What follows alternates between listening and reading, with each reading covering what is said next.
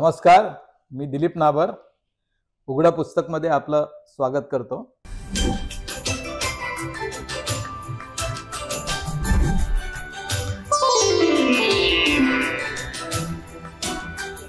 मी आणि माझा भाऊ संदीप उर्फ डॉक्टर श्याम नाबर याच्याशी मी उंडे रवले रे या विषयावर आम्ही गप्पा मारणार आहोत. आम्ही मग पहिली खेपे मंगेशी केन्ना पावले रे. मी चांगलं कोकणी तू बोलू शकतो, पण तू आपण लहानपणी करत होतो ना ते तू कर. काय म्हणजे मालवणी गोव्याच्या टोन मध्ये बोलायचं. तेव्हा तिकडे शांतादुर्गला जायचं होतं आणि बाबांना विचारलं की हे कोकणी भाषेमध्ये कसं काय. बाबांचा जन्म मडगाव, त्याच्यामुळे त्यांना कोकणी भाषा चांगली येत होती, म्हणजे गोव्याची. इथून कवळ्याला जायला किती वाजता बस असणार, तर त्यांनी सांगितलं आणि ते पाठ करत आपण तिथपर्यंत गेलो. आणि मग हांगाच्यान कवळे वाजता कितले वाजता गाडी वैतली. त्याच्यामध्ये चूक असणार, कारण मी वैतली म्हणाल तर तू म्हणता की नाही वतली. तर अशा पद्धतीचं तो त्याला म्हणजे बोलायचं गोव्यासारखं बोलायचं, पण हे मालवणी असायचं. आता तुला आठवतं तुझी मी स्पेलिंगची टेस्ट घ्यायचो. अरे ते तर अजून मला प्रॉब्लेमच आहे. आता असं आपण टेस्टवरच जाऊया. म्हणजे गोवा कधी स्वतंत्र झाला? 1962. हो, पण तारीख सांग. नाही, 14 काहीतरी असं. 12 डिसेंबर 1962 साली गोवा स्वतंत्र झाला. आणि आम्ही केव्हा गेले गोव्या? 63ला वगैरे पहिल्यांदा गेलो. नाही, 64ला गेलो. आपण मे 64 मध्ये आपण पहिल्यांदा गेलो. आता गेलो ते आपण कसे गेलो? ते खूप प्रवास असायचा. म्हणजे इकडून सातार्ड्याहून त्या बाजूला जायचं, मग ती नदी ओलांडायची, पलीकडे जायचं, मग नईची आड पैची आड काहीतरी सगळं करत कलंगोट वगैरे असं सगळं. ते तेव्हा त्या पिवळ्या अशा टॅक्सीज असाय. म्हणजे आरमाडाला कसं बाजूला हे होतं तसं त्या फुटबॉल त्याच्यावरती वगैरे, आणि आतमध्ये चिक्कार माणसं कोंबलेली असायची, आणि या बाजूनी त्या बाजूला. म्हणजे आपण पहिल्यांदा आरोशीहून आपण सातार्ड्याला आलो. सातार्ड्याला आपण ह्याच्यात बसलो, बोटीत बसलो, आणि नैबागला गेलो. वाफरात बसलो. वाफरात बसून आपण नैबागला गेलो. नैबागहून आपण परत ती तशी त्या बाजूची पकडली, मागझानला गेलो. मागझानहून आपण कोलवाडला गेलो, आणि असे करत करत आपण बेती पणजी आणि मंगेशी अशा प्रकारे आपण मंगेशीच्या महाद्वाराकडे उतरलो. म्हणजे जमिनीवरून, पाण्यातून वगैरे असं सगळे प्रवास करत. 64 साल म्हणजे मी 14 वर्षाचा होतो, तू 7 वर्षाचा होता. तरी आपण वजन बाहू होतो. मला तर वाटतं की ते डबे पोचवणारे सायकलवाले असतात, त्यांना कसे ते हुक लावलेले असतात, तसे हुक सगळीकडे कुठेतरी खांद्या बिंद्याला लावलेले होते. आणि त्याच्यावरती मग ते असे लांब बटवे म्हणजे शबनम बॅग हा त्याचा छोटा हे ते लांब बटवे आईने शिवलेले. आणि एक ट्रंक, ती ट्रंक एका बाजूने एकाने धरायची, दुसऱ्या बाजूने दुसऱ्याने धरायची. बाबांच्या हातामध्ये एक अशी हिरवी ट्रंक होती, आणि त्याच्यावरती असं गुलाबी रंगाने असं फुलं होती त्याच्यावरती. आणि एक तेलाचा डबा जसा असतो ना बिस्किटाचा, तसा डबा, आणि तो दोऱ्यांनी बांधलेला. एवढ्या सगळ्या सामानासकट मला वाटतं ते बटवे हे असे, त्याच्यावरून आपण त्या पाट्यावरून, पाटा म्हणतात ना त्याला, पटो म्हणजे त्या महाद्वारातून आपण आतमध्ये गेलो, आणि त्या पट्यावरून आपण लांब लचक पट्यावरून आपण चालत मंगेशीच्या द्वारात पोहोचलो. पहिल्यांदा पायरीला नमस्कार करून पुढे आपण, आपली पहिलीच हे होती ती, आपण भरावून गेलो. आता धुळभेटाचं सांग थोडस, कशी धुळभेट घेतात? धुळभेट म्हणजे कसं असतं की बाकीच्या ठिकाणी देवळामध्ये जाताना हातपाय धुवायचे, जायचं वगैरे. इथे ज्या वेळेला कुलदैवताला जातात त्यावेळेला इथे आल्याबरोबर पहिल्यांदा तुझी भेट घ्यायची, नंतर मग तू काय पाय वगैरे धुवायचे ते तू नंतर धु, आधी तू मला भेट. त्याच्यामुळे जायचं. मग तिकडे जे बडजे असतील ते बडजे नारळ ठेवायचे, ते हे घ्यायचं, केळी ठेवायची समोर, पाठीमागे जायचं, मुळकेश्वराच्या इकडे केळी ठेवायचं, आणि मग तिकडे येऊन तीर्थ घेतलं की ते पूर्ण झालं धुळभेट. आणि मग ती धर्मशाळा आपण त्याला म्हणू, भक्त निवास, आताच्या मराठी चांगल्या मराठीमध्ये पण ते धर्मशाळा. पण त्यावेळी ते धर्मशाळा हीच, हो, 1 रुपया 2 रुपया वगैरे त्याचं काहीतरी ते भाडं होतं. पहिल्यांदाच आपण गेलो तेव्हा आपल्याला कुठे मिळाली होती जागा? त्या विहिरीच्या इकडे वरती पहिल्या वरती मुळकेश्वराच्या बाजूला पहिल्यावर. मला अजूनही ते आठवतं की आतमधलं जे आहे, जे फोटोजेनिक मेमरी प्रमाणे ते असं होतं की खोलीमध्ये काय होतं तर लांबच्या लांब होतं, मध्ये फक्त पार्टिशन घालून त्याच्या खोल्या केलेल्या होत्या. पट्ट्यांची ती कॉट, त्याच्यावरती गाद्या, बाजूला एक हिरव्या रंगाचं टेबल, बरोबर, एक खुर्ची, कोपऱ्यामध्ये त्याला बाथरूम वगैरे म्हणायचं नाही, त्याला मोरीच म्हणायला पाहिजे, कारण तो मोरी शब्दच तिकडे वापरला जायचा. कारण त्यावेळी संडास वगैरे ते खाली होतं, खाली जायचं नाही, खाली जावं लागायचं. असं मागे आता रथ वगैरे ठेवतात त्याच्या पलीकडे, म्हणजे पलीकडच्या रूम मध्ये काय चाललेलं आहे हे इकडच्या लोकांना सहज ऐकू येत असे, कारण तशी काही प्रायव्हसी वगैरे कोणाची काही नव्हतीच. सगळंच मोठ्या आवाजात, गोव्याचं सगळं एकदम तर तिथे आणखीन एक मला आठवतं की राहून झाल्यानंतर दररोज काय तो अभिषेक झाला काय झाला की ती जी प्रसादची फुलं दिलेली असायची ती त्या टेबलावर असायची, त्या टेबलावरती आंबे असायचे, त्या टेबलावरती प्रसाद असायचा आणि एक बटवा असायचा.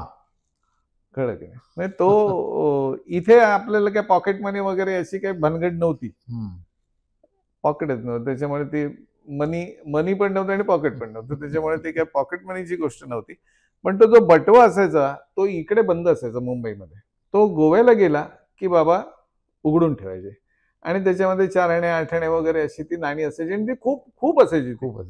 मग त्याच्यामधून काय तुम्हाला हवं असेल ते तुम्ही त्यातलं घ्या आणि तुम्ही जा. इकडे सगळा हिशोबाचा कारभार असायचा की एवढे दिले तर किती खर्च केले, किती राहिले, टेबलवरती ठेवायला लागेल. ते पैसे मग बाबांचं ते छोटंसं कपाट होतं ज्याच्यावरती दाढी करायची, त्याला एक ड्रॉवर होता, छोटा ड्रॉवर. तो ड्रॉवर चावी असायची आणि ते उघडायची, त्याच्यामध्ये एक वाटी होती, त्या वाटीमध्ये ते सुटे असायचे. तर ते सगळं खाली कोबा, तुला आठवत असेल कदाचित तिकडे नाडकर्ण्यांची खानावळ होती. ते एवढे मोठ्या देहाचे नाडकर्णी असे गल्ल्यावरती बसलेले असायचे आणि आपण चपाती खाणारे लोक, पण गोव्यामध्ये काय तिकडे चपाती मिळायची नाही, भात आणायचे आणि ते भात असा ते ट्रक मधून वाळू येतात ना, ती कशी अशी मारतात तसे ते त्याच्यावरती मारायचे फावडे आणि भात, सार, माशाचं आमटी आणि सुके मासे, आपले म्हणजे तळलेले मासे, पण ते छोटे. सुरमई वगैरे असल्या काही प्रकार नव्हता, मला नाही आठवत की लहानपणी तिकडे खाल्लेलं, पण ती बाकीचे जे छोटे मासे होते ते मासे मात्र असायचे आणि तुम्ही अनलिमिटेड भात. अरे अनलिमिटेड काय, जो वाढलाय तोच संपायचा नाही, अनलिमिटेडची गोष्ट कुठं, शीत म्हणून त्यांचं असायचं. सोमवारी मात्र शाखा एकदम ती मुळा घातलेली डाळीची आमटी, कसली तरी भाजी, मग ती चवळीची असेल किंवा मुळ्याची असेल, प्रॉबेबली वांग्याची, आणि एक पापड. तिकडच होतं. नंतर मग ते खानावळ बदलली, त्याचं आवाराचं एकूण रूप होतं, हे रूप सुद्धा वेगळं होतं, शांतता होती. गाड्यांनी वगैरे लोक आले असं फार कमी होतं, काही ठराविक हाताच्या बोटावरती मोजण्या एवढी माणसं जी होती ही त्याच्याने येत असतील, पण बाकीची माणसं होती ही ती बस तिकडची लोकल जी सेवा आहे ती बस कुठेही थांबायची, म्हणजे राव रे आणि चल रे. या 2 गोष्टीवरती तिकडची बस ही बस चालायची आणि खच्चून भरलेली असायची. तो जो कोण कंडक्टर नावाचा प्राणी होता हा पुढच्या दरवाजाच्या इकडे उभा असायचा किंवा पाठच्या दरवाजाच्या इकडे उभा असायचा आणि तिकीट घ्यायला काही जागाच नाही. पण मला काही आठवत नाही की कोणी फसवून त्याच्यामधून उतरलं. उतरून झाल्यानंतर ते आणून त्याच्याकडे इज्जतमध्ये पैसे द्यायचे. बरं, तिकडे काही धक्काबुक्की होती, अमुक होतं, असं कधीही नव्हतं. स्त्रिया आणि पुरुष हे एकाच बसमध्ये खच्चून भरलेले असायचे आणि जागा असेल, बाई बसलेली जागा असेल तर ते तो सांगायचं मासे मारून घेतो, कळलं की नाही, आणि ते बसायला सगळं ऍडजस्ट करून सगळ्यांना घेऊन जायचं. म्हणजे असं कधी ट्रॅफिक मध्ये वगैरे कोणी शिव्या दिल्या किंवा असं बोललं असं नाही, ए मासे म्हणजे किती रे, एवढं ते सॉफ्ट सॉफ्ट असायचा. बरं, मी नंतर कालांतराने जेव्हा पहिली गाडी घेतली सेकंड हँड, आणि नंतर मग त्याच्या वाइंडरचा नेहमी प्रॉब्लेम असायचा, तर मी गेलो होतो आणि मग म्हटलं वाइंडरचा प्रॉब्लेम आहे तर होय, आज नाही होय म्हटलं, उद्या तर सकाळी मी जाणार आहे गोव्याला. आता किधर जा रहे हैं? गोवा जा रहे ना. अरे खुल्ला रखो, कुछ नाही होएगा, कुछ भी जाएगा नाही. ही एक म्हणजे गोव्याबद्दलचं एक ते हे होतं, किती सचोटी की गाडी उघडी असेल तरी सुद्धा त्याच्यात काही जाणार नाही असं. बरं, त्या बटव्यामध्ये पैसे होते, त्याचा विनियोग नाही तो नंतर करायचा, पण संध्याकाळच्या वेळेला आपण फिरायला म्हणून जायचो. मग कधीतरी मारदोळच्या बाजूला जायचं, कधीतरी इकडे ओल्ड गोवाच्या इकडे जायचं. आता ते गाडीने सुद्धा लांब वाटतं. हो, पण तेव्हा ते चालत जायचं तिथे. आणि काय माहित नाही, पण त्यावेळेला अननस एकदम स्वस्त होते. म्हणजे 4 आण्याला वगैरे अननस मिळत, 4 आण्यात अननस घेऊन यायचे. तो जो त्याला सुगंध मी म्हणणार नाही, तुम्ही म्हणणार, तुम्हाला तो खूप आवडायचा. तो सगळा असा दरवळलेला असायचा रूम मध्ये. आणि ती अननस एवढी खाल्ली की मला त्याचा शेवटी कंटाळा आला आणि मी एकदा ओकलो. त्याच्यानंतर आता अननसाचा एवढा तुकडा जरी गेला तरी इकडे घशाला खाज येते आणि मला उलटी होते. एवढं त्याचा काय म्हणतो आपण त्याला, वीट आला अननसाचा. आंब्याची गोष्ट तीच, म्हणजे ते घेऊन यायचे तिकडे आंबे, आणि त्याच्यामध्ये तिथे अतिशय आवडीचा आणि न मिळणारा असा आंबा म्हणजे मानकुर. बाबा त्याला अगदी म्हणजे गोवा मानकूर म्हणजे खूप त्याचं हेच करायचं. नाही, पण आहे त्याचं गुणी आंबा आहे तो एकदम. दुसरा काहीतरी एक फर्नांडिन मला ते नाव कधी आहे, मला फर्नांडिस हे आडनाव असतं, पण फर्नांडिन हा आंबा होता. मुसराद असे ते गोव्यामधले आंबे आपण खाल्ले ते, म्हणजे बाबांनी आपल्याला खाऊ घातलंय. हो. मग संध्याकाळ झाली की म्हणजे तिथे तेव्हा भांडी मिळायची, संस्थानाकडून भांडी द्यायचे, आई भात करायची, डाळ करायची, आपण खायचं वगैरे, हे सगळं तेव्हा असायचं. तो स्टोव असायचा. एक तिकडचं जराही बदललं नाही, तो म्हणजे देवीदास. देवीदास आपण पहिल्यांदा गेलो जेव्हा देवीदास, तेव्हा तसाच देवीदास. 1 ग्रॅम वजन 1 ग्रॅमनी सुद्धा वाढलेलं नाही की कमी झालेलं नाही. हो, खरं की नाही. तो तसंच यायचा बारीकसा, आणि तो ते सगळं द्यायचा, काही उशा गाद्या अमुक तमुक वगैरे सगळं तो, आणि त्याची बायको आणि विजू ते गरम, कारण तेव्हा ते गिझर वगैरे नव्हतं, गरम पाणी घेऊन यायची. सगळं असं ना. संध्याकाळच्या वेळेला त्या बोटीवरले पैसे घ्यायचे आणि खाली जायचे. त्या गेटच्या बाहेर गेलं की समोर तिकडे बेकरी आहे. बेकरी जशी जवळ यायला लागायची तसं तो असा खरपूस जो सुगंध आहे हा नाकामध्ये भरायचा, आणि मग तिकडून ते घ्यायचं. समोरच तिकडे एक हॉटेल छोटस होतं, त्याच्याकडे ती बटाट्याची पातळ भाजी, त्याच्यावरती ते उंडे दबवायचे आणि परत त्या पिशवी जी दिलेली असे त्या पिशवीमध्ये घालायचे आणि घरी घेऊन यायचे. तासापर्यंत पुन्हा भूक लागायची. घरी म्हणजे तिकडे धर्मशाळेत मंगेशीला. आणि मग आईने चहा केलेला असायचा, तो टोपभर चहा, आणि त्याच्यामध्ये ते उंडे बुडवून खाणं. कधी कधी त्या ह्याला गेल्यानंतर समुद्रकिनारी फिरताना, म्हणजे बीच नव्हतं तेव्हा, तिकडे आपण असं जायचं, तेव्हा काकडं मिळायची. ती काकडं हातामध्ये घालून कुरतडून खाण्यामध्ये एक वेगळी मजा होते.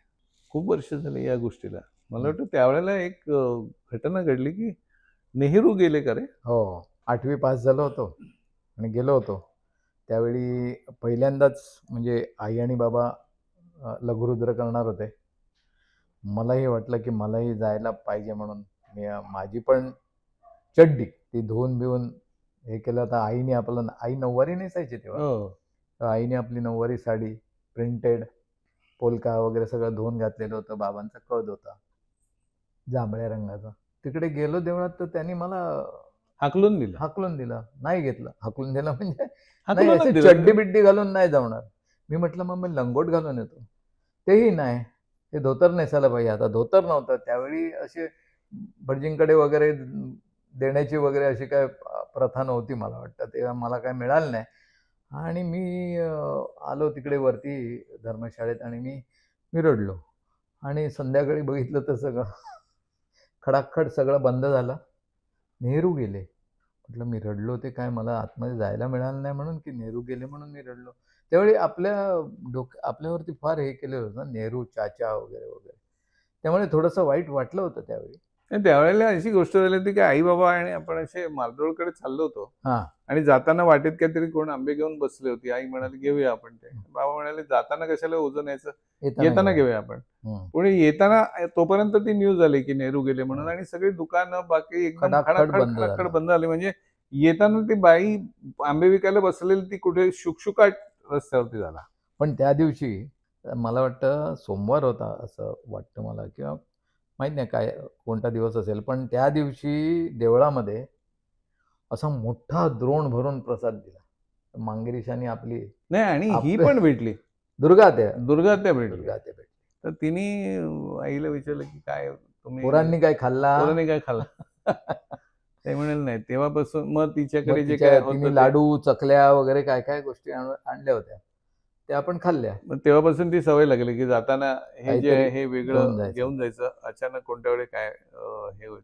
आता आपण जातो बरोबर, गाडी घेऊन जातो, सगळीकडे फिरतो.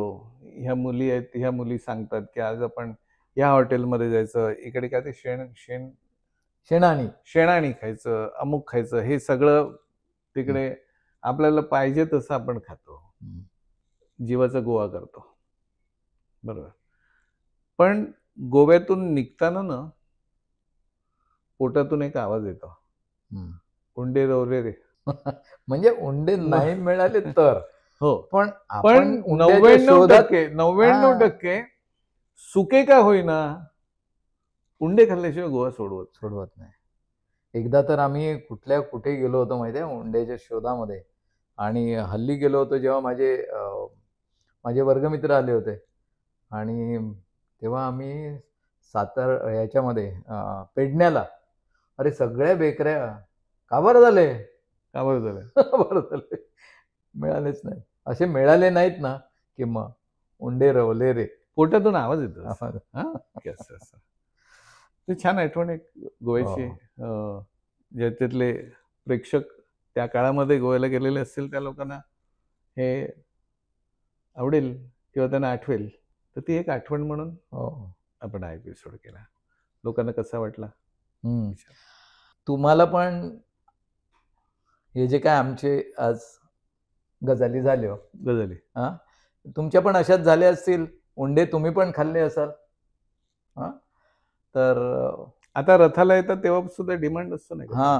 रथाला येतो तेव्हा सुद्धा आम्ही बरेच नाबर असतात त्यावेळी. आणि आपण सगळे एकत्र बसून तिकडे ती काजूची भाजी आणि उंडे खातो. तर तुम्हाला आमच्या ह्या आजच्या गप्पा तुम्हाला कशा वाटल्या? तर नक्की तुमच्या मित्रमंडळींबरोबर शेअर करा, लाईक करा आणि सबस्क्राईब करा उघडं पुस्तकला. नमस्कार.